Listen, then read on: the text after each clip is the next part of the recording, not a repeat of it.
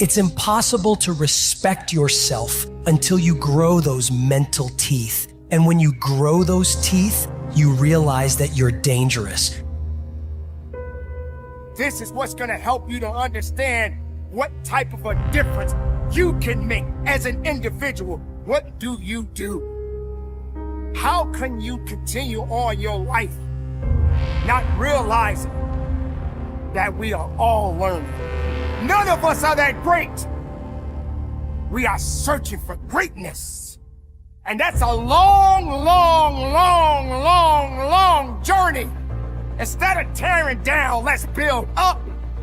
If you set out and you say you're gonna do something, do yourself a favor and don't lie to yourself. That is the worst thing that an individual can ever do.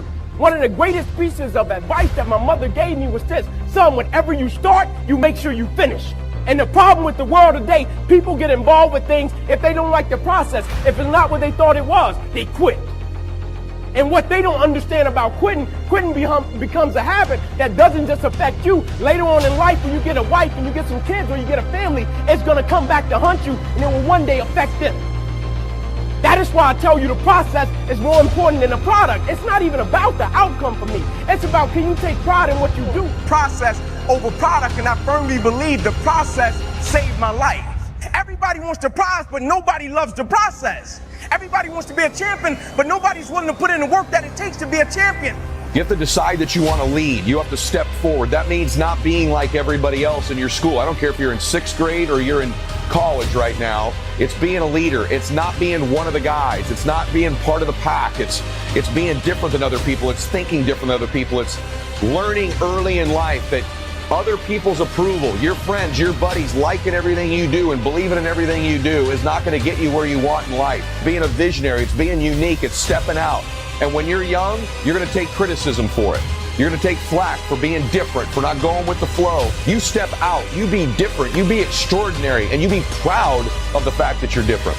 Self-confidence is the process, listen to me, of keeping the promises that you make to yourself. When you begin to make a promise, I'm going to get up at a certain time, or I'm going to clean my room, I'm going to get a certain grade, I'm going to study, I'm going to do something, deliver on the promise you make to yourself. Not what you promise your parents or you promise your friends, what you promise you. When you begin to stack what you promise yourself and you deliver on it, you begin to build a reputation with yourself that you can trust you, and that will serve you the rest of your life. When you trust and you like you promise yourself and you deliver on it, you begin to build a reputation with yourself that you can trust you, and that will serve you the rest of your life when you trust and you like you.